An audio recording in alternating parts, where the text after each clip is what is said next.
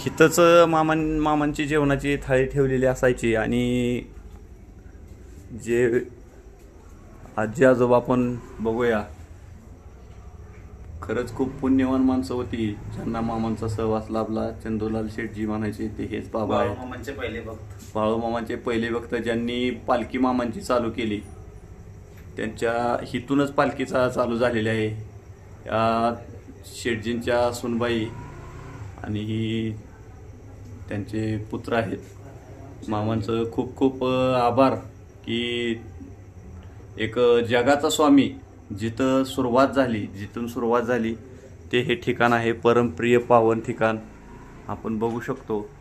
खरंच आपण आणि आज जे बघत आहे ते माणसं खरंच नशीबवान समजायची की आपल्याला ही गोष्टी आज बघायला मिळते. त्या जपून ठेवलेल्या आहेत.